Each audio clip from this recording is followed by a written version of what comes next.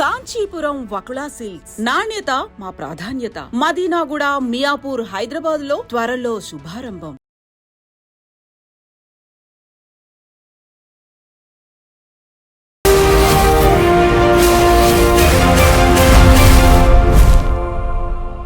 నమస్తే, welcome to I dream social spotlight with Kavitha. చంపిన వాళ్ళదే తప్పు అని వాళ్ళకి ఉరిశిక్ష వేయడం ఎంతవరకు కరెక్ట్? చంపినందుకు శిక్ష మరణదండనేనా? ఉరి ఎందుకు సరికాదు? ఈ మధ్య కాలంలో తరచుగా వినిపిస్తున్నటువంటి మాటలు, ఏదైనా ఒక తప్పు జరిగింది, ఒక నేరం జరిగింది అంటే అందులో దోషులను హంతకులుగా నిర్ధారించి ఆ తర్వాత వారికి మరణ శిక్ష అమలు చేయాల్సినటువంటి అవసరం ఏముంది? నిజంగా ఏం జరుగుతోంది, ఏం జరగాలి, కఠినమైన శిక్షలు ఉండాలి అని చెప్తున్నప్పుడు ఉరి ఎందుకు సరైంది కాదు అనేటువంటి వాదనలు వినిపిస్తున్నాయి. మనతో పాటుగా ఉన్నారు హైకోర్టు అడ్వకేట్ శ్రీకాంత్ చింతల గారు. శ్రీకాంత్ గారు, నమస్కారం అండి. సో గతంలో కూడా మనం ఇలాంటి ఇష్యూస్ గురించి విన్నాము. చాలా వరకు పెద్ద చర్చ జరిగింది. ముంబై బాంబ్ బ్లాస్ట్ నిందితుడు కసబ్ ని ఉరి తీయడానికి తీసుకెళ్తున్నప్పుడు కూడా ఇలాంటి వాదనలే వినిపించాయి. ఇప్పుడు ప్రస్తుతం అమృత ప్రణయ్ కేసుకు సంబంధించి A2కి మరణ శిక్ష విధించారు. ఉరి సరికాదు అనేటువంటి వాదన మళ్ళీ ఎందుకు తెర మీదకి వస్తోంది? అమృత ప్రణయ్ అయినా ఎవరి గురించి అయినా కానండి, ఉరి సరికాదు అనేది హ్యూమన్ రైట్స్ కోసము పనిచేసే ఎవరైనా కానీ చెప్పే ఒక వాదన. అయితే హ్యూమన్ రైట్స్ ఇప్పుడు మనకు ప్రపంచ చరిత్ర తీసుకున్నా కానీ కన్నుకి కన్ను, కాలుకి కాలు, చెవుకి చెవు తీసేస్తానడం అనేది అది ఆటవికంగా ఉంటుంది. క్రిమినల్ జస్టిస్ సిస్టమ్ అనేది క్రైమ్ ని చంపాలి తప్ప క్రిమినల్ ని కాదు. మీరు క్రిమినల్ ని చంపేస్తారు, కానీ ఒకవేళ ఒక సగటు క్రిమినల్ ఒకవేళ రిఫార్మ్ అయ్యి ఉన్నాడు అనుకోండి, ఫర్ ఎగ్జాంపుల్ తనలో పరివర్తన వచ్చి ఉండొచ్చు, 2 ఏళ్ళ 3 ఏళ్ళ జైల్లో ఉన్న తర్వాత పరివర్తన వచ్చి ఉండొచ్చు. పరివర్తన వచ్చిన తర్వాత అతన్ని చంపడం కరెక్టా? క్రైమ్ చేసిన రోజు అతని మానసిక పరిస్థితి కరెక్ట్ కాదు, అతను క్రైమ్ చేశాడు. తర్వాత సబ్సిక్వెంట్లీ ఒకవేళ పరివర్తన వచ్చిందంటే అనే ఒక డైమెన్షన్ కూడా మనం చూడాల్సి వస్తుంది. అట్లాగే ఈ హ్యూమన్ రైట్స్ వైలేషన్ అని ఎందుకన్నానంటే, ఒక వ్యక్తి ఏ తప్పు చేసినా కానీ అతన్ని చంపేసే హక్కు వేరే అంటే ఒక గవర్నమెంట్కి కానీ ఇంకొక వ్యక్తికి కానీ, లేకుంటే మాకు నష్టం జరిగింది అని ఫీల్ అయ్యే వాళ్ళకి కానీ, వాళ్ళకి ఎవరికి కూడా ఆ రైట్ అనేది ఉండకూడదు. క్రిమినాలజీలో కవిత గారు చాలా కామన్ గా ఉండే అపోహ ఏంటి అంటే, విక్టిమ్ కి ఏం న్యాయం జరిగింది అని చెప్పి అడుగుతూ ఉంటారు. ఈ విక్టిమ్ న్యాయం కోసం అని చెప్పి మనకు వీడిని ఉరిదీయాలి, మిడిల్ ఈస్ట్ లో లాగా మెడగోసేయాలి, పబ్లిక్ లో హ్యాంగ్ చేయాలి, ట్రాఫిక్ సిగ్నల్ కి ట్రాఫిక్ లైట్లకి వేసేయాలి, ఇట్లాంటివన్నీ కూడా ఆటవికంగా కొన్ని ఒపీనియన్స్ వస్తూ ఉంటాయి. అమృత ప్రణయ్ కి సంబంధించి కూడా A2ని అలాగే బహిరంగంగా ఉరి తీయాలి, రోడ్డు మీద ఉరి తీయండి, మా కళ్ళ ముందు ఉరి తీయండి, ఇలాంటి వాదనలు కూడా వినిపిస్తున్నాయి కదా. ఎస్ ఒక్కసారి ఆ మిడిల్ ఈస్ట్ కంట్రీస్ కి వెళ్ళి క్రైమ్ రేట్ ఎలా ఉందో చూడమంటారు. ఉరి తీసేసి పబ్లిక్ ఎగ్జిక్యూషన్ చేసినంత మాత్రం అక్కడ ఏమి మీకు క్రైమ్ రేట్ తగ్గినట్టు దాఖలాలు లేవు.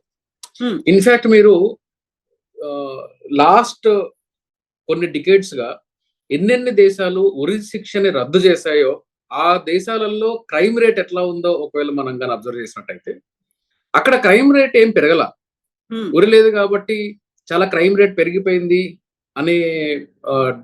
అనే వాదన కూడా కరెక్ట్ కాదు.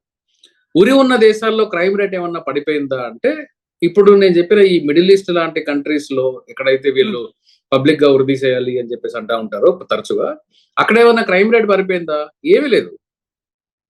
ఎందుకు అంటే క్రైమ్ రేట్ తగ్గించాలంటే క్రిమినల్ రిఫర్మేషన్ జరగాలి. ఇందాక నేను చెప్పాల్సిన పాయింట్ ఏంటి అంటే, మీకు క్రిమినల్ ఒక క్రిమినల్ క్రైమ్ చేసిన పరిస్థితులలో విక్టిమ్ కి న్యాయము అనేది ఒక పెద్ద ప్రాపగండా. విక్టిమ్ కి న్యాయం అనేది క్రైమ్ లో జరగదండి. క్రైమ్ ఇండియన్ పీనల్ కోడ్ కానీ, ఇప్పుడు కొత్తగా ఉండే BNS కానీ, లేకుండా ప్రపంచవ్యాప్తంగా ఏ క్రిమినాలజీలో కానీ పనిష్మెంట్ అనే దాన్ని అది పీనల్ కోడే. మనము హిందీలో భారతీయ న్యాయ సంహిత అని పెట్టుకున్నంత మాత్రాన అది న్యాయం ఇచ్చేది కాదు. క్రిమినాలజీలో పీనల్ లాస్ ఎప్పుడు కూడా శిక్షలు వేయడానికే ఉంటాయి, విక్టిమ్ కి న్యాయం ఇవ్వడం కాదు. విక్టిమ్ కాంపెన్సేషన్ స్కీమ్ అనేది డిఫరెంట్ గా చూడాలి మనం. విక్టిమ్ కి ఎలా న్యాయం జరుగుతుంది? ప్రాణం తీసుకొని వచ్చి ఇవ్వలేరు కదా. సో విక్టిమ్ కి న్యాయం ఏంటి అంటే వాడిని చంపేయడం అనేది కాదు కదా విక్టిమ్ కి న్యాయము. మీరు ఒక వ్యక్తి ఇల్లీగల్ గా చంపితే నేను లీగల్ గా చంపుతాను అంటున్నారు. రెండిట్లో ఏంటి తేడా ఏంటి? ఒకవేళ ఫెయిర్ ట్రయల్ జరగలేదు అనుకోండి, ఈ ఫెయిర్ ట్రయల్ జరగకుండా ఉంటే ఇప్పుడు మీకు కన్విక్షన్ రేట్ చూసుకుంటే కూడా హైయెస్ట్ కన్విక్షన్ రేట్ ఉన్న వర్గాలు ఏందో చూడండి, డిప్రెస్డ్ కమ్యూనిటీస్, మైనారిటీ కమ్యూనిటీస్ ఇవే ఉంటాయి. వీళ్ళకి ఎవరికి కూడా ప్రాపర్ గా ఫెయిర్ ట్రయల్ జరిగిందని చెప్పేసి ఎవరు కాన్ఫిడెంట్ గా చెప్పలేరు. ఈవెన్ జడ్జిలు కూడా కాన్ఫిడెంట్ గా చెప్పలేరు నాకు తెలిసి. ఓకే, సో ఫెయిర్ ట్రయల్ జరగకుండా ఒక వ్యక్తికి ఉరిశిక్ష గాని వేస్తే దాన్ని మళ్ళీ రివర్స్ చేయడం కుదురుతుందా? ఇప్పుడు మనము ఇంకొక యాంగిల్లో దీన్ని అర్థం చేసుకున్నాం. రీసెంట్ గా మీకు పోక్సో చట్టం కింద కన్విక్ట్ అయిన వాళ్ళు కూడా తర్వాత క్రమేణా వాళ్ళ అపీల్లోకి వచ్చినప్పుడు ఫలానా క్రైమ్ జరిగినప్పుడు ఇతను క్రైమ్ చేసినప్పుడు ఇతను మైనర్ గా ఉన్నాడు కాబట్టి ఇతని మీద ఈ శిక్ష అనేది కరెక్ట్ కాదు అని చెప్పేసి దాదాపు 10 ఏళ్ల తర్వాత జైలు నుంచి బయటకు వచ్చిన వాళ్ళు, 20 ఏళ్ల తర్వాత జైలు నుంచి బయటకు వచ్చిన వాళ్ళు కూడా ఉన్నారు. వీళ్ళని ఒకవేళ ఉరిదేసేసి ఉండుంటే వీళ్ళు జైలు నుంచి బయటకు వచ్చే పరిస్థితి ఉంటుందా? 10 ఏళ్ళ 20 ఏళ్ల తర్వాత లేదు వీళ్ళు తప్పు చేయలేదు అని చెప్పి జైలు నుంచి సుప్రీంకోర్టు దాకా వెళ్ళి ఫైట్ చేసిన తర్వాత తప్పు చేయలేదు వీళ్ళు, అసలు ఆ ప్లేస్ లోనే పలానా నిందితుడు లేడు అన్న అంశాల నుంచి కూడా బయటకు వచ్చిన వాళ్ళు వందల సంఖ్యలో ఉంటారు. ఒకవేళ వాళ్ళకి కానీ ఉరిశిక్ష పడి ఉండుంటే తప్పు చేయని వాడు చచ్చిపోయి ఉండేవాడు కదా. సో ఈ ఎర్రర్ జరిగింది అనుకోండి, క్రిమినాలజీలో మనకు ఈ ఇంటెన్షన్ ఆఫ్ ద లా మీకు క్రిమినల్ రిఫార్మ్ క్రైమ్ ని క్రిమినల్స్ ని రిఫార్మ్ చేయడానికే తప్ప ఒక రివర్స్ చేయలేని ఎర్రర్ ని కానీ మనం చేసినట్టయితే మొత్తం మనము సొసైటీలో ఉండే మానవత్వాన్ని చంపేసినట్టు అవుతుంది. అయితే ఇక్కడ శ్రీకాంత్ గారు మీరు ఇప్పుడు ఒక మాట అన్నారు, ఫెయిర్ ట్రయల్ జరగనట్టు అనేది. ఇప్పుడు అమృత ప్రణయ్ కేసుకు సంబంధించి చూస్తే 100 పేజీల రిపోర్ట్స్ అనేవి ఉన్నాయి, అక్కడ ఛార్జ్ షీట్ ఉంది, ప్రత్యక్ష సాక్షులు ఉన్నారు, ఏం జరిగింది అని ఎవిడెన్సెస్ అనేవి అన్ని కనిపించాయి. అక్కడ క్లియర్ గా తెలుస్తోంది, ఇక్కడ సుపారీ ఇచ్చారు, అంతమంది వచ్చారు, కత్తితో నరికేశారు అంతే. అది ఫెయిర్ ట్రయల్ కాదా? ఏం జరుగుతోంది అక్కడ అసలు? నేను ఈ కేసు గురించి అనలేదండి, ఓవరాల్ గా అంటున్నాను. ఒక కేసులో ఒక న్యాయం, ఇంకో కేసులో ఇంకో న్యాయం అనేది కుదరదు. ఇప్పుడు నా స్టాండ్ ఏంటి, నా పొజిషన్ ఈస్ ఉరిశిక్ష అనేది తప్పు, ఉరిశిక్ష అనేది ఉండకూడదు. ఒక కేసులో ఈ పలానా నిందితుడు ప్రూవ్ అయింది, ఇతనే చేశాడు అని చెప్పి సమాజం కూడా నమ్ముతుంది, అందరూ నమ్ముతారు, ట్రయల్లో కూడా కోర్టు కూడా తేలుస్తుంది, నమ్ముతాడు. ఒకవేళ అది ఎర్రర్ గా అయ్యి ఉంటే, ఇప్పుడు మీకు దిశ ఎన్కౌంటర్ కేసు చూసుకుంటే ఓ 4 ఎన్కౌంటర్ చేసి చంపారు. తర్వాత మనకి ఎప్పుడైనా ఎన్కౌంటర్ చేసి చంపినప్పుడు అందరూ ఏమన్నారు, వీళ్ళని అలాగే చేయాలి, వీళ్ళు రేప్ చేశారు. ఎవరు చేస్తారు? అసలు ట్రయల్ ఎక్కడ జరిగింది? ఏ కోర్టు నిర్ణయించింది? ఈ రెండు మానసికతలు ఒకటే కదా. ఒకవేళ కోర్టు ఉరి తీసినా, పోలీసులు తీసుకుపోయి హీరోయిజం చూపించి ఎన్కౌంటర్ చేసినా రెండు ఒకటే కదా. సమాజ దృక్పథం ఏంటి రెండిట్లో? వాళ్ళని చంపాలి, తప్పు చేసిన వాడిని చంపాలి, అది కాదు కదా. ప్రొసీజర్ ఆఫ్ లా ఉండాలి, ఆ లాలో ఎర్రర్ జరగలేదు అని చెప్పేసి ఎవరు కూడా మనకు అష్యూరెన్స్ ఇవ్వలేరు. ప్రణయ్ కేసులో ఖచ్చితంగా మారుతీరావు అండ్ ఆయన సుపారీ ఇచ్చుండొచ్చు, మన బీహార్ నుంచి ఆ శర్మ వచ్చి చంపాడు, ఇవన్నిటికీ కూడా beyond all reasonable doubts prove అయినాయి. ప్రాసిక్యూషన్ చాలా బ్యూటిఫుల్ గా ప్రూవ్ చేసింది. పైగా SC/ST అట్రాసిటీ కూడా ఇందులో ఉంది కాబట్టి ఖచ్చితంగా వీళ్ళకి కఠినమైన శిక్షణ అనేది జరగాలి. కానీ కఠినత్వం అనేది చావుతో కాదు, చావు అనేది పరిష్కారం కాదు, చంపడము, వాళ్ళని ఉరిదీయడం అనేది పరిష్కారం కాదు. ఇది ఎవరికైనా కానీ యూనివర్సల్ గా. వాళ్ళని రేపు పొద్దున ఇప్పుడు చూడండి సమాజంలో ఎట్లా ఉంది, వీళ్ళకి ఉరిదీసినప్పటి నుంచి కూడా మారుతీరావు ఏదో మహానుభావుడు, ఆయన కూతురు మీద వల్లమాలిన ప్రేమ ఉండేది అని చెప్పేసి అంటున్నాం అని ఈ ఒపీనియన్స్ మనం చూస్తున్నాం కదా. ఇది రేపు పొద్దున ఇలాంటి పిచ్చి పిచ్చి ఒపీనియన్లు పెట్టుకొని వాళ్ళని రెమిటెన్స్ లో బయటకు తీసుకురాకపోతే జైలు సత్ప్రవర్తన కారణంగా బయటకు పంపించేస్తున్నాం అన్నట్టు పంపించకుండా ఉంటే చాలు. సో ఆ రిఫర్మేషన్, ఆ క్రిమినల్ రిఫర్మేషన్ వ్యవస్థని మనం నిర్మాణం చేయాలి తప్ప క్రిమినల్స్ ని చంపేయడం అనేది అది అంత సమంజసం కాదు. అమృత ప్రణయ్ కేసులో ప్రణయ్ని చంపిన దానికి మిగతా వాళ్ళందరికీ యావజ్జీవం ఎలాగైతే పట్టదు, ఆ యావజ్జీవం శిక్ష బహుశా A2 కూడా ఇచ్చిండుంటే అది కరెక్ట్గా ఉండేది. ఉరిశిక్ష వేశారు, మనకు లా పర్మిట్ చేస్తుంది ఉరిశిక్ష వేయడం, రేరెస్ట్ ఆఫ్ ద రేర్ గా పరిగణించారు. అండ్ ఉరిశిక్ష వెయ్యాలి అని చెప్పేసి కోర్టు తీర్పు ఇవ్వడం అనేది చట్టం పర్మిషన్ ఇస్తుంది కాబట్టి అది తప్పు కాదు. కానీ మానవ సమాజంగా మనము ఒక మోరల్ అండ్ ఎథికల్ యాంగిల్లో ఆలోచిస్తే ఇది కరెక్టేనా అనే ప్రశ్న మనల్ని మనం ప్రశ్నించుకుంటే నా సమాధానం ఏంటి అంటే ఉరి శిక్ష చేయడం అనేది కరెక్ట్ కాదు. అది ఏదైనా కానీ ఇప్పుడు మనం మీరు నాతో మాట్లాడుతున్నారు, నాకు చాలా క్లారిటీ ఉంది. ఈ వీడియో అప్లోడ్ అయిన తర్వాత కూడా కింద కామెంట్స్ వస్తాయి. కింద కామెంట్స్ ఏం చేస్తారంటే ఒక వానరసేన ఒకటి ఉంటుంది. వీళ్ళు ఏమంటారంటే మీ ఇంట్లో ఎవరికైనా జరుగుతుంది, మీ ఇంట్లో ఎవరికైనా చేసి జరుగుతుంది అంటే వీళ్ళు ఎంత క్రిమినల్స్ అంటే నాలో పరివర్తన రావడానికి ఏంటి ఒక ఉరిశిక్ష కరెక్ట్ అనే పరివర్తన నాలో రావడానికి నా ఫ్యామిలీలో కూడా ఇలాంటి క్రైమ్ జరగాలని వీళ్ళు కోరుకుంటారు. వీళ్ళు దేశభక్తులు, మేము మాత్రం ఏ చట్టం తెలియని వాళ్ళు. ఇట్లాంటి ఒక లేఖి ఇట్లాంటి ప్రమాదకరమైన ఈ ఒపీనియన్స్ ని చాలా కామన్ గా చూస్తూ ఉంటాం అండి. చాలా వేగ్గా నీకు జరగాలి, నీ ఇంట్లో వాళ్ళకి జరగాలి, నీ కూతురుకు జరగాలి, ఇట్లాంటి ఒక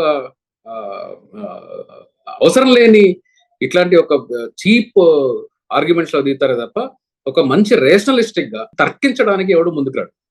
నేను చెప్పాను ఒక డేటా, ప్రపంచంలో ఉరిశిక్ష రద్దు చేసిన దేశాల్లో క్రైమ్ రేటు పెరగలేదు, ఉరిశిక్ష ఉన్న దగ్గర క్రైమ్ రేటు తగ్గలేదు. ఇది నేను చెప్పాను. మీరు కాదని ప్రూవ్ చేయండి, తర్కిద్దాం, లాలో రిఫర్మేషన్స్ తీసుకొని వద్దాం. ఏమన్నా అంటే కసబ్ ని చంపారు, కసబ్ ని చంపకూడదా? కసబ్ ని కూడా చంపకూడదు.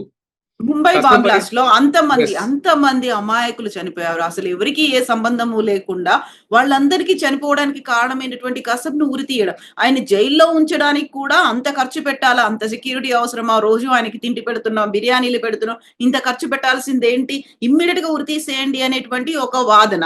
ఇంకొకటి అసలే అవసరం లేదు అనే వాదన. ఎందుకని అవసరం లేదు అనేది మీకు 2 ఎగ్జాంపుల్స్ చెప్తాను. దాని మీద ఒక అద్భుతమైన సినిమా కూడా వస్తుంది, 23 ఆ సినిమా పేరు. మన ఐ డ్రీమ్ లోనే దాని గురించి ఒక ఇంటర్వ్యూ కూడా డైరెక్టర్ గారు ఈ మధ్య మాట్లాడడం జరిగింది. అయితే చిలకలూరుపేట బస్ దహనం కేసులో ఒక 23 మంది చచ్చిపోతారు.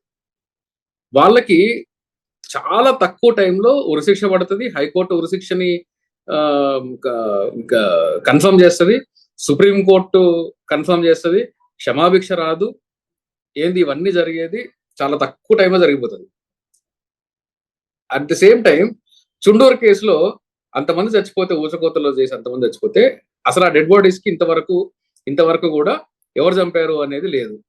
కింద డిస్ట్రిక్ట్ కోర్టులో యావజ్జీవం పడితే హైకోర్టు దాన్ని కొట్టేస్తుంది, సుప్రీంకోర్టు దాకా పోతుంది. ఎక్కడా కూడా ఈ క్రైమ్ లో ఇన్వాల్వ్ అయ్యారు అని చెప్పేసి ఉన్న వాళ్ళు అందరూ బయటకు వచ్చేస్తారు. ఓ బాంబ్ బ్లాస్ట్ కేసు జరుగుతుంది, మన Jubilee hills bomb blast case జరుగుతుంది. అక్కడ సత్ప్రవర్తనలో దానిలో ఉండే ప్రైమ్ అక్యూజ్లు బయటకు వస్తారు. గోద్రా అల్లర్లు జరుగుతాయి. ఒకే కుటుంబంకి సంబంధించిన ఒక ఉమెన్ ని తనని మొత్తం ఆ కాలనీ వాళ్ళందరూ రేప్ చేసి తన కళ్ళ ముందు చిన్న మంత్స్ బేబీని చంపేసి చేసిన వాళ్ళని బయటికి తీసుకొని వచ్చి పూలమాలలు వేసి వీళ్ళందరూ కూడా సద్బ్రాహ్మణులు కాబట్టి వీళ్ళకి సద్గుణాలు ఉంటాయి కాబట్టి వీళ్ళని బయటకు తీసుకురావాలి అని చెప్పేసి వాళ్ళని బయటికి తీసుకొస్తారు. అంటే మీకు కావాల్సిన వ్యక్తులు ఉన్నప్పుడు ఉరిశిక్ష కరెక్ట్ కాదు, రెమిటెన్స్ ఇవ్వాలి, బయటకు తీసుకురావాలి. ఇది ఎందుకు చెప్పాను, ఈ ఎగ్జాంపుల్స్ అన్ని ఎందుకు చెప్పానంటే క్రైమ్ లో జ్యుడిషియల్ వ్యవస్థలో కూడా జ్యుడిషియరీలో పాలిటిక్స్ ఉండకపోవచ్చును కాక కానీ పొలిటికల్ ఇన్ఫ్లుయెన్స్ మాత్రం ట్రయల్ మీద ఖచ్చితంగా ఉంటుంది. పొలిటికల్ ఇన్ఫ్లుయెన్స్ ఉండి జరిగిన ట్రయల్స్, ఇప్పుడు ఫర్ ఎగ్జాంపుల్ ఒక క్రైమ్ జరిగినప్పుడు దాంట్లో గవర్నమెంట్ చాలా ఎక్కువ ఉత్సాహం చూపించి కన్విక్షన్ దాకా తీసుకొస్తుంది. అది ఇంకొక ట్రయల్లో ఎందుకు జరగదు? ఒక పవర్ఫుల్ పర్సన్ ఉన్నాడు అనుకోండి, పొలిటికల్ గా పవర్ఫుల్ పర్సన్ ఉన్నాడు, ఇతనికి ఎందుకు ఎప్పుడు శిక్ష పడదు? అతని మీద ఎఫ్ఐఆర్ కూడా ఎందుకు నమోదవ్వదు? అంటే మీరు న్యాయం అనేది పవర్ లో ఉన్న వాళ్ళు కోరుకున్నది న్యాయం కాదు. ఒక సమాజం యొక్క ప్రోగ్రెస్ మనకి ఎప్పుడు వస్తుందంటే కవిత గారు, ఆ సమాజంలో ఉండే most depressed person, most backward person, ఒక మైనారిటీ కమ్యూనిటీకి సంబంధించిన పర్సన్ కి ఎంత న్యాయం జరుగుతుంది, స్టేట్ అతనితో ఎలా వ్యవహరిస్తుంది, సమాజం ఆ డిప్రెస్డ్ పర్సన్ ని ఎలా ట్రీట్ చేస్తుంది అనే దానిలోనే సమాజం యొక్క మెచ్యూరిటీ కనిపిస్తుంది. ఇప్పుడు ఈ పొలిటికల్ కేసెస్ అన్నిట్లో కూడా కొంతమందికి ఒకలాగా ట్రయల్స్ జరుగుతాయి, కొంతమందికి స్టేట్ పట్టించుకుంటుంది, కొంతమందికి అసలు ఎందుకు అరెస్టులు చేస్తారో తెలియదు, ఎందుకు కేసులు కడతారో తెలియదు. సో ఈ పొలిటికల్ ఇన్వాల్వ్మెంట్ ఉండడం వల్ల నిజంగా తప్పు చేసిన వాళ్ళు తప్పించుకునే ఆస్కారాలు ఎలాగైతే ఎక్కువ ఉన్నాయో, తప్పు చెయ్యని వాళ్ళు ఇరుక్కునే ఆస్కారాలు కూడా అలాగే ఉన్నాయి. అందుకని క్రిమినల్ లాలో ఏమంటారంటే, ఎందుకని ఆల్వేస్ స్టేట్ అగేన్స్ట్, అంటే ఒక అక్యూజ్డ్ అగేన్స్ట్ స్టేట్ అని అంటాం. ఇప్పుడు నేను ఒక తప్పు చేశాను అనుకోండి, అందులో కేసులో ఏమని ఉంటుందంటే శ్రీకాంత్ వర్సెస్ స్టేట్ అని ఉంటుంది. శ్రీకాంత్ వర్సెస్ విక్టిమ్ ఉండదు. నేను ఎవరన్నా క్రైమ్ చేసి ఆ విక్టిమ్ పేరు ఉండదు. ఎందుకు ఉండదంటే అది ఒక పబ్లిక్ రాంగ్ గా పరిగణించడమే కాకుండా క్రైమ్ ని కంట్రోల్ చేయడం అనేది స్టేట్ డ్యూటీ. దానికి చాలా లాజిక్స్ ఉన్నాయి. అట్లాగే లాలో ప్రిజంప్షన్ ఏంటి అంటే, మొత్తం ట్రయల్ అయ్యేంత వరకు, ప్రూవ్ చేయబడేంత వరకు కూడా ప్రతి ఒక్క వ్యక్తి కూడా ఇన్నోసెంటే.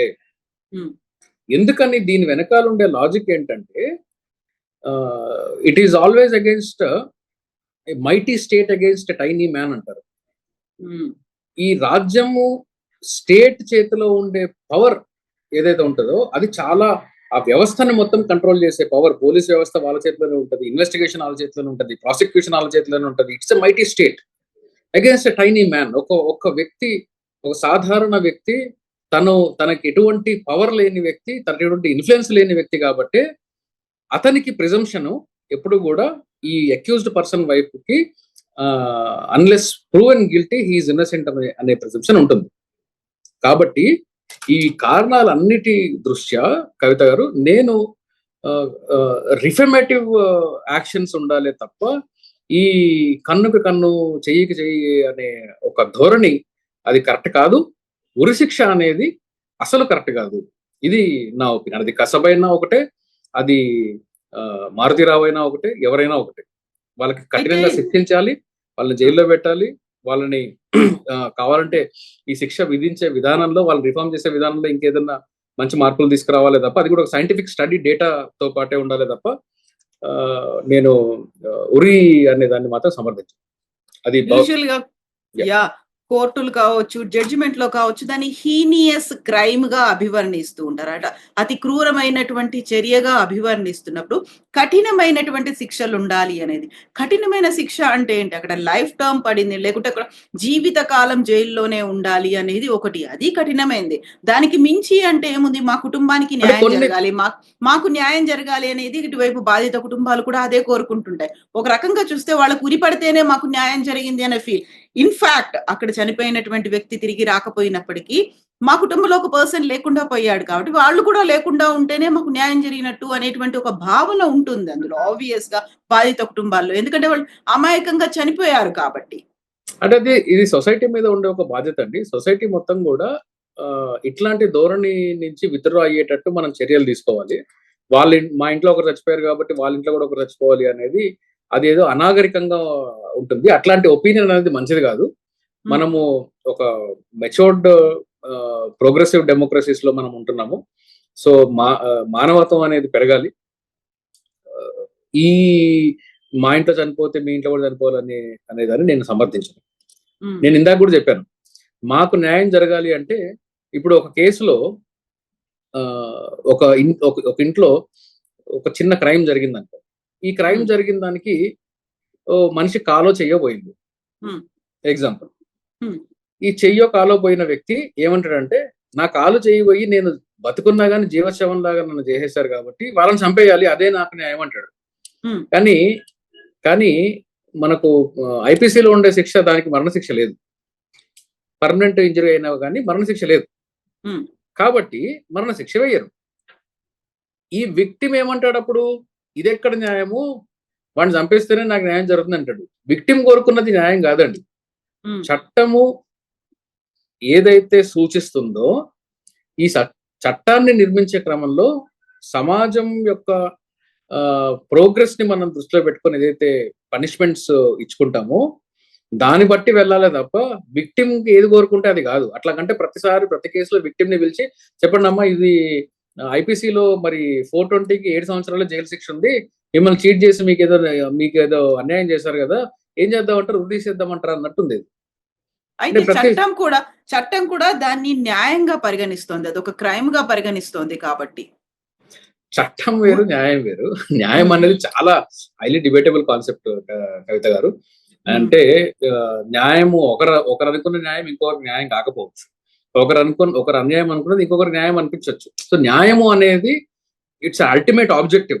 కానీ చట్టం ఏమి సూచిస్తుంది, చట్టం ఏమి ప్రిస్క్రైబ్ చేస్తుంది పనిష్మెంట్ లాగా అనే దాన్ని మాత్రం మనం న్యాయంతో కంపేర్ చేయకపోవడం బెటర్ ఏం, అంటే విక్టిమ్ న్యాయంతో. విక్టిమ్ కాంపెన్సేషన్ స్కీమ్స్ విక్టిమ్ కి ఎట్లా కాంపెన్సేట్ చేయాలి అనేది డబ్బులనే కాదు. సో రిఫర్మేటివ్ వాళ్ళకి రీహాబిలిటేషన్ అయి ఉండొచ్చు, ఫర్దర్ గా సపోర్ట్ సిస్టమ్స్ క్రియేట్ చేయడం అయి ఉండొచ్చు, సమాజం ఒక అష్యూరెన్స్ ఇవ్వడం అయి ఉండొచ్చు, సేఫ్టీ క్రియేట్ చేయడము, ఇట్లాంటి మెజర్స్ అన్ని కూడా తీసుకోవాల్సిన అవసరం ఉంటుంది. కానీ విక్టిమ్ కి న్యాయం చేయాలి అనే దృక్పథంతో ఇంకొక వ్యక్తిని చంపేయడం అనేది అది నేను సపోర్ట్ చేయను. సో ఇప్పుడు ఈ అమృత ప్రణయ్ కేసుకి సంబంధించి A2 నుంచి A8 వరకు ఉన్నటువంటి ఈ పర్సన్స్ వీళ్ళందరూ ముద్దాయిదులు, నిందితులు అని తేలిన తర్వాత A2 దగ్గర నుంచి మిగతా వాళ్ళందరూ కూడా మమ్మల్ని క్షమాభిక్ష వేడుకుంటున్నారు, లేకుంటే ఆ శిక్షను కొంచెం తగ్గించండి అంటున్నారు. మాకు ఫ్యామిలీ మెంబర్స్ ఉన్నారు, మాకు పిల్లలు ఉన్నారు, అనారోగ్యంతో ఉన్నటువంటి పేరెంట్స్ ఉన్నారు, వాళ్ళ బాధ్యత మేమే చూసుకోవాలి అనేది. సో ఇప్పుడు 8 ఏళ్లు గడిచింది కాబట్టి మీరన్నట్టుగా ఒక పరివర్తన అనేది వాళ్ళలో వచ్చిందా, లేకుంటే రియలైజేషన్ వచ్చిందా, ఫ్యామిలీ రెస్పాన్సిబిలిటీస్ గుర్తొచ్చాయి? అప్పుడు మాత్రం డబ్బు కోసం చేశారు, అది యాక్సెప్ట్ చేస్తున్నారు. బట్ ఇప్పుడు జరిగింది అంటే ఏముండాలంటారు ఇందులో? ఎక్కడ లాజిక్ మిస్ అవుతుంది? కోర్టు మాత్రం ఉరి వేయాలి, జీవిత ఖైదు విధించాలి అనేటువంటి ఒక భావనలో ఉంది, శిక్ష విధించారు, జడ్జిమెంట్ వచ్చింది. ఎస్, అంటే ఇప్పుడు వాళ్ళు అపీల్ చేసుకోవడము, శిక్షలు తగ్గించాలి అనడం అనేది వాళ్ళ రైట్ అండి. వాళ్ళ రైట్ ని బట్టి వాళ్ళు ఉరిశిక్ష ఉంటే అది అపీల్కి వెళ్తారు, సుప్రీంకోర్టుకి వెళ్తుంది, సుప్రీంకోర్టు కూడా కాదన్న తర్వాత ప్రెసిడెంట్ క్షమాభిక్ష కోసం వెళ్తుంది. సో ఒకవేళ ఈ ప్రాసెస్ లో ఎక్కడన్నా కానీ ఉరిని ఆల్టర్ చేసి యావజ్జీవంలో కన్వర్ట్ చేస్తాననే ఛాన్స్ కూడా ఉంది, చేయొచ్చు అట్లా కూడా. మిగతా వాళ్ళ పనిష్మెంట్ ని తగ్గించాలా అనేది మరి కేసులో ట్రయల్ చూసాను, నేను కూడా డాక్యుమెంట్ జడ్జిమెంట్స్ కూడా చూసాను. ఐ థింక్ శిక్షలు ఎక్కడ తగ్గకపోవచ్చు, తగ్గకూడదు కూడా. ఎందుకంటే ఇది కేవలం మర్డర్ మాత్రమే కాదు, కులహంకారంతో చేసిన ఒక మర్డర్ ఇది సొసైటీకి అట్రాసిటీ. ఇంకా ఈ రోజుల్లో కూడా కులము చూసుకొని నేను చంపేస్తాను అంటే, నేను ఎవరో ఒక మంచి తన పేరు మర్చిపోయాను, నా సోషల్ మీడియాలో చూసాను, చాలా మంచి క్వశ్చన్ రేజ్ చేశాడు. ఈ తండ్రి చాలా మంచోడు కాబట్టి కూతుర్ని పని చేసుకున్నవాడు అని చంపేశాడు. ఎంతమంది తండ్రులు వాళ్ళు అరేంజ్ మ్యారేజ్ చేసిన తర్వాత వాళ్ళ కూతుర్లను ఇబ్బంది పెడుతున్నారని చెప్పేసి అల్లుళ్ళని చంపేసిన తండ్రులు ఎంతమంది ఉన్నారు? I don't suggest such kind of opinions. కానీ అది ఒక లాజికల్ క్వశ్చన్. అది అవును తండ్రి టైంలో మాత్రమే ప్రేమించి పెళ్లి చేసుకునే టైంలో మాత్రమే గుర్తొస్తుందా తండ్రి బాధ్యత, తండ్రి బాధ్యత. మరి నువ్వు అరేంజ్ మ్యారేజ్ చేసిన తర్వాత అల్లుడు వెదవైతే ఎంతమంది చెప్పిన తండ్రులు ఉన్నారు కూతురు ప్రేమ కోసం? సో అది చంపడం ఎక్కడన్నా తప్పే, అల్లుడిని చంపడం తప్పే, బాయ్ ఫ్రెండ్ చంపడం తప్పే, ప్రేమించి చేసుకున్నది తప్పే. కానీ అక్కడ మనం చూడవలసింది కూతురు మీద ప్రేమతో చంపలేదండి. కూతురు మీద ప్రేమతో ఉంటే ఏ తండ్రి అన్నా ఏం చేస్తారంటే, లవ్ మ్యారేజ్ చేసుకున్నారు నా పిల్లలు అంటే, నిజంగా కూతురు మీద కొడుకు మీద ప్రేమ ఉంటే వీళ్ళు నాకు చెప్పకుండా చేస్తుంది కదా, వాళ్ళు సొంత నిర్ణయం తీసుకున్నారు, ఇది రేపు పొద్దున ఎలా ఉంటుందో, నా సపోర్ట్ వాళ్ళకి అవసరము కాబట్టి వీళ్ళకి నేను ఇంకా ఎక్కువ సపోర్ట్ ఇవ్వాలి, అప్పుడు దాకా నేను సపోర్ట్ గా ఉన్నది సరిపోదు, ఇంకా ముందు నేను ఇంకా ఎక్కువ సపోర్ట్ ఇవ్వాలి అని అనుకున్న వాడిది ప్రేమ. అంతేగాని నేను ఆయన చంపేస్తాను అనుకున్నది ప్రేమ కాదు, పైశాచికం. కాబట్టి ఇట్లాంటి క్రైమ్స్ ని సహించాల్సిన అవసరం లేదు. కఠినమైన శిక్షలు, ఈ యావజ్జీవం లాంటి కఠినమైన శిక్షలు వేయవలసిందే. ఈ అట్రాసిటీ అనే చట్టము చాలా స్ట్రింజెంట్ గా ఇంప్లిమెంట్ చేయవలసిందే. ఇందులోనే అమృత బాబాయ్ చెప్తున్నారు, వాళ్ళ ఫ్యామిలీ మెంబర్స్ చెప్తున్నారు, బలవంతంగా పేరు ఇరికించారు, అస్సలే తప్పు చేయలేదు, వైట్ పేపర్ల మీద సంతకాలు చేయించుకున్నారు అనే మాట. సో అట్లాంటి చోట నిజంగా ఆయన నిందితుడేనా కాదా ఎలా ఐడెంటిఫై చేస్తారు? అక్కడ కూడా యావజ్జీవ శిక్ష పడింది. ఆయనకి వైట్ పేపర్ల మీద పెట్టిన సంతకాల వల్ల, పోలీస్ స్టేషన్ లో ఇచ్చిన కన్ఫెషన్ వల్ల శిక్షలు పడలేదండి. ప్రాపర్ ట్రయల్ చేశారు, వాళ్ళు కూడా వాళ్ళ సైడ్ నుంచి ఎవిడెన్స్ ప్రొడ్యూస్ చేశారు. ఇదే మన పబ్లిక్ ప్రాసిక్యూటర్ గారు ఐడ్రీమ్ ఇంటర్వ్యూలో చెప్తే నేను విన్నాను. ప్రాసిక్యూషన్ వాళ్ళు కూడా వాళ్ళ సైడ్ ఎవిడెన్స్ ను కూడా ప్రొడ్యూస్ చేయడం జరిగింది. అవన్నిటినీ కూడా డిఫెన్స్ వాళ్ళు కూడా వాళ్ళ సైడ్ నుంచి ఎవిడెన్స్ ప్రొడ్యూస్ చేయడం జరిగింది. ఆ డిఫెన్స్ ఎవిడెన్స్ ని కూడా ప్రాసిక్యూషన్ వాళ్ళు ప్రాపర్ గా హ్యాండిల్ చేయడం జరిగింది. వాళ్ళ వాదనలు మొత్తం విన్న తర్వాత ఇచ్చిన జడ్జిమెంట్ ఇది. బేస్డ్ ఆన్ పోలీస్ కన్ఫెషన్ ఇచ్చిన జడ్జిమెంట్ కాదండి. వాళ్ళు ఏదో ఒప్పేసుకున్నారు కాబట్టి కన్ఫెషన్ రాయించుకున్నారు, అది తప్పు ప్రచారం అది. ఇంకా ఒక వీడియో ఒకటి సర్క్యులేట్ అవుతుంది. నేను శిక్ష పడ్డ బాబాయ్ కూతురు వాళ్ళ ఫ్యామిలీ ఆవేదనని అర్థం చేసుకోగలను. అందులో ఆ వీడియోలో మా నాన్న తప్పు చేయలేదు అని చెప్పేసి ఆ అమ్మాయి అంటుంటే ఆ వీడియోని క్లిప్స్ సర్క్యులేట్ చేస్తాం. మా నాన్న తప్పు చేయలేదు వేరు, మా నాన్న హత్య చేయలేదు వేరు. మా నాన్న హత్య చేయలేదు అనాలి, హత్య చేశారనే విషయం అందరికీ తెలుసు. మా నాన్న తప్పు చేయలేదన్న వేరు. అంటే హత్యని తప్పు కాదు అని అనుకుంటున్నారేమో. నేను రెండుకి చాలా వ్యత్యాసం ఉంది. మీరు ఎటువంటి జస్టిఫికేషన్ ఇచ్చుకున్నా కానీ హత్యే. ఏ కారణంగా చేసిన హత్యే. అవతల వాడు ఇది చేశాడు కాబట్టి, ఫలానా వాడు నన్ను ప్రొవోక్ చేశాడు కాబట్టి నేను మర్డర్ చేశాను అంటే, ప్రొవోక్ చేస్తే నువ్వు వెళ్ళి పోలీస్ స్టేషన్ లో కంప్లైంట్ ఇవ్వాలి, మర్డర్ చేయకూడదు. సినిమాల్లో చూపించినట్టు నేను వాడేదో నాకు అన్యాయం చేశాడు, నా కుటుంబానికి అన్యాయం చేశాడు కాబట్టి నేను వెళ్ళి చంపేస్తాను అంటే దానికి ఇండియన్ పీనల్ కోడ్, భారతీయ న్యాయ సంహిత వీటి ప్రకారము జైల్లో పెడతారు, ఊరి శిక్షలు వేస్తారు అండ్ యావజ్జీవ శిక్షలు వేస్తారు, ఇక కఠినమైన శిక్షలు వేస్తారు. ఇప్పుడు ఉరి సరి అయింది కాదు అనుకున్నప్పుడు ఏం చేయాలంటారు ఆల్టర్నేట్? ఉరి సరి అయింది కాదు అంటే లైఫ్ ఇంప్రిజన్మెంట్ అనేది ప్రస్తుతానికి మనకుండా హైయెస్ట్ పనిష్మెంట్ అండి ఉరి తర్వాత. అట్లాగే ఇప్పుడు కొన్ని థియరీస్ ఉన్నాయి. ఈ ఒక వ్యక్తిని యావజ్జీవం అట్లాగే పెట్టి ఐసోలేట్ చేసి ఆ వ్యక్తికి రోజు కావాల్సిన వైటమిన్ డి రావడానికి కావాల్సిన సన్ రైజ్ కావాల్సిన లైట్ ని ఇచ్చేంత వరకు 1 hour 2 hours అతన్ని వ్యాయామం చేసుకోవడానికి అతను ఐసోలేటెడ్ గా కూర్చొని ఎవరు మాట్లాడరు, అతను జస్ట్ ఫుడ్ పెడతారు. ఎంత టార్చరస్ గా ఉంటుంది అది. రిఫర్మేషన్ అది కూడా నేను పెద్దగా సజెస్ట్ చేయను, బట్ స్టిల్ కఠినమైన శిక్షలు అంటే అట్లాంటివి ఉన్నాయి. కానీ చాలా దాని మీద చాలా థియరీస్ కూడా ఉన్నాయి. అట్లాంటి శిక్షలు ఉన్నాయి, సాలిటరీ కన్ఫైన్మెంట్స్ ఉన్నాయి.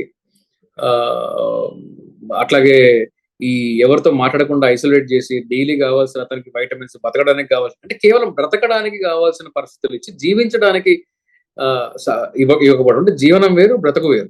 బ్రతకడం అంటే గాలి పీల్చుకోవడం, తినడము, రోజు కాసేపు సన్లైట్ తీసుకోవడం, వైటమిన్స్ వేసుకుంటే కూడా బతుకుతూ ఉంటారు, కానీ జీవించరు. సో జైల్లో జీవించడం అనేది వాళ్ళకి ఉండదు. అట్లాంటి శిక్షలు ఉన్నాయి. సో యావజ్జీవం అనేది it is a stringent law.